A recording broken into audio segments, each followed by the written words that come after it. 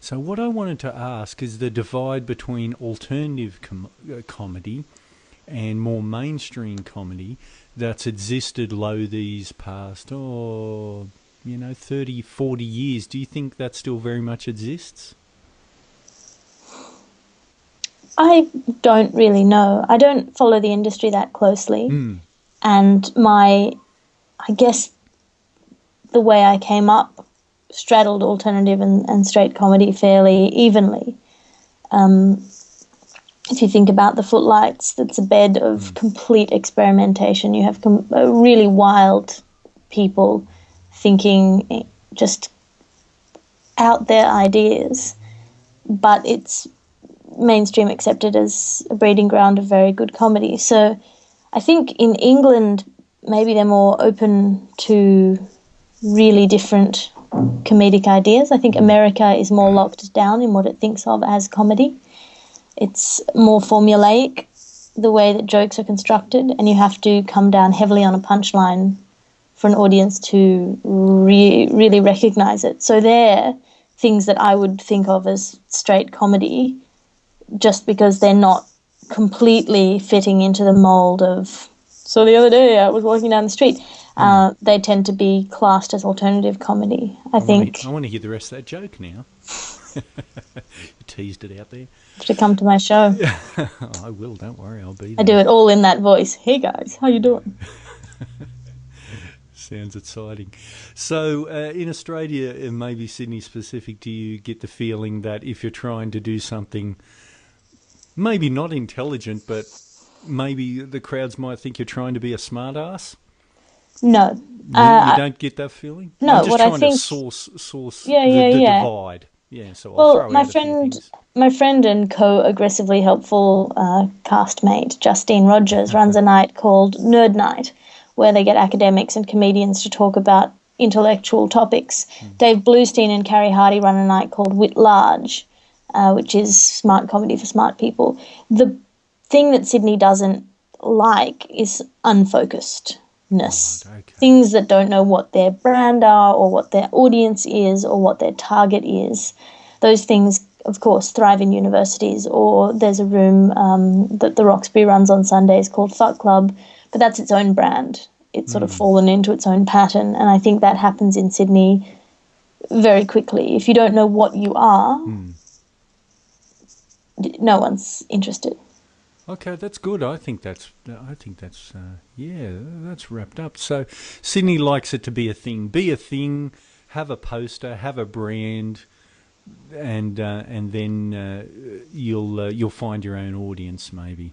Well, it's just a harder competition. Mm. Why is somebody going to invest their time in you unless there's something genuinely engaging? Mm. And oh, I don't know, we've got some people playing with some ideas. Unless you know who the people are or what the ideas are likely to be, you're just not going to waste your time. Great. So wrapping up Sydney, how do you think Sydney has affected your work as a comedian? I mean, I Continues don't. to. I think Sydney has affected me as a person just Mm. because it's how I've grown up. It's important to me to live near the water, to have time to just be out Mm. of the main rush, and I think Sydney offers that with the beaches and cliffs and the city so close to that. Um, but only, I guess, in the way that growing up in a place shapes who you are, and who Mm. you are shapes your comedy. Definitely, definitely, definitely. Well, that's fantastic. Where are we going to go now? To Bonnie Old England? Yeah, sure. Where's it? Bonnie's more Scotland's more Bonnie. Fraser, that's Scottish, right? Yeah, my Yeah. grandfather was Jewish. His name was Friedenberg, and he changed it when he escaped from the Second World War. He Oh, was like our current monarchs. of Jewish extraction, Oh, they unlike weren't our current Jewish, but they were monarchs. German. And so, yes, he escaped and changed his name to the most English thing he could think of, which was Fraser. Oh, that's interesting. That is really interesting. So, what age were you when you went to Cambridge? I would have been 23, 24. Right, very formative years. Mm-hmm. Trying to find out who you are, where you fit in the world, but you went to study, obviously. Yeah, I went to do my master's in English literature, focusing on rhetoric, cross-cultural communication. The course itself was called Criticism and Culture, and it was a fairly new course where they let you pick units from any discipline in the university. So if I had wanted to, I could have done a physics or maths unit. I tended to keep it a bit more English, history, film, media studies focused, just because that's my area of interest. But it was a really innovative course and gave you a lot of freedom, which I liked. So were you nervous going to such a prestigious academic school? I had some nightmares beforehand where I'd show up and they'd be like, Alice who? But, you know, everyone there is either arrogantly entitled or has a touch of imposter syndrome. Yeah. It's one of those places where anything you look at is stamped with some historical excellence of some kind. Oh, look at that pond. Yeah, Byron used to swim in that pond. Oh, look at that tree. Yeah, that's Isaac Newton's tree. What? The tree. Oh, you know, that kind of... Oh, right. Everything is overwhelming. Everything is a thing. Sounds Well, that's where they sequence DNA. Oh, whatever. So it's a little overwhelming, especially when you're trying to write creatively. Poetry particularly I found hard there because every image that sprang to mind felt used. Right. And but once you got there, did they welcome you with open arms, or did they welcome you with folded arms? Did you had to unfold them? I don't know. I think I had for the first time the experience of being underestimated, because I speak for an Australian in Australia. I speak fairly well. I speak articulately, sorry. Yeah. Excuse me. Sorry, someone's trying to open the door there. That's okay. For an Australian in Australia, I speak fairly well. Yeah. And when I got there, I think the Australian accent is a rural accent to them. So I had the pleasure of saying something smart and have people going, ooh, rather than, yeah, of course. Yes. It's quite grating, isn't it? The Australian accent. I know when I talk to our British and American friends, and then I edit myself back, I think you sound like a giant yokel. Even when I'm putting on my best radio voice, you know. But so you found that over there a little bit. A little bit. I think I have a fairly neutral accent as far as these go, but definitely I've never been told that my accent was Australian when I was in Australia. No. And how did you winkle your way into the footlights? And do you want to give us a bit of a history of footlights? I could do it, but you could do it probably even better. No, you go ahead. Oh well, it's a comedy. How long has it been going now? A very, very long time. How long has Footlights been going? Couple of hundred years. Couple of 100 years now. Let's talk about the people who've been there. Graham Chapman, Peter Cook, John Cleese, David Mitchell, Robert Webb. Who's some of the more recent ones? David Baddiel, not so good. John Oliver. John Oliver, of course. Andy Zaltzman.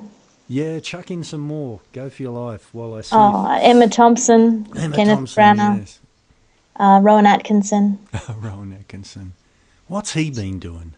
Have you been keeping up with Rowan? I know I haven't. I tend not to follow comedy particularly much. Right, yeah. Well, that's something for our listeners and viewers to do. Google up Rowan, see what his latest projects are. I'm guessing it's probably not much. But anyway, Footlights is a prestigious comedy club, and what was your experience like there? How did you get in? Well, I mean, it's the comedy club there. It's not as though there are many other alternatives. There's a few theatre sports groups and things, so I wanted to do comedy. The way that it works is you have a show and you audition a piece about 5 days before the show, and you rock up, everyone's there with their scripts, and you see the people that you know or that you like or that you thought were good last time, and you say, hey, do you want to read my script? I'll read yours. And then you go in and audition them, and if you get in, then you are in the show.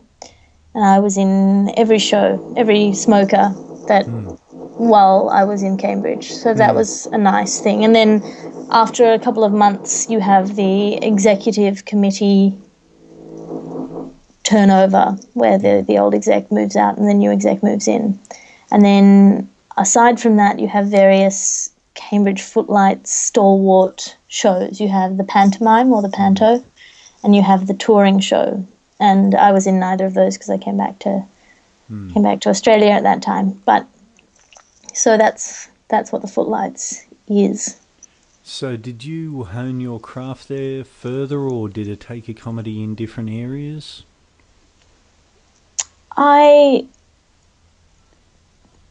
It was interesting because it was an exercise in proving myself. There were so many people there who were just brilliant, just geniuses. And you certainly felt a lot of pressure to step up and to be, every audition I had this idea that I wanted to be in all of the shows that happened in the year. And so every audition I had, I felt a little bit stressed out, a little bit pressured. Do they put your name up after the auditions, or do they tell you they're live? That'd be horrible. They don't tell you there, they tell you the next day, which is nice. They send you an email. Oh, that's good. I could cope with that, because otherwise I'd probably cry. Someone told me I was crap to my face straight after I'd auditioned. Well, for me, the trick was auditioning 2 very different sketches, 2 or 3. Yeah.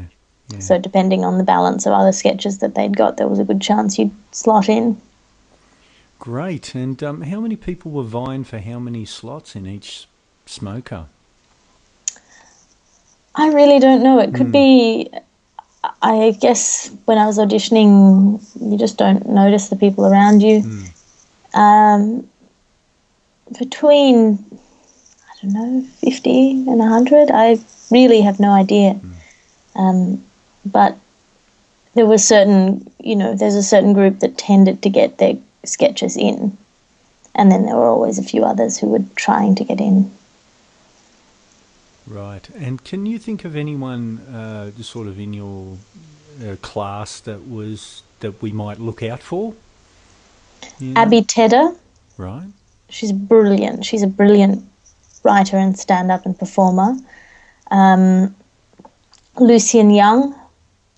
He writes a fantastic blog online called The Old Amusement Hole.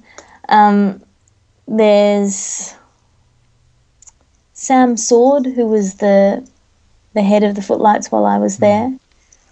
There's just too many. Nate Dern, who was an American, he was brilliant. And he's gone on to be in some American films and television shows. Just too many to roll through. Too many to mention, the old show business cliche, but no, that sounds fantastic. So you came back to Australia after your degree? I came back briefly and then left again. I came back from Cambridge and did a clerkship at a law firm and finished my law degree, and then immediately on finishing, more or less, left for New York. Are lawyers funny, or is it case by case? Case by case. I guess some of them are really amusing and others not so much. But has being a lawyer affected your comedy? And when I say comedy, I mean comedy.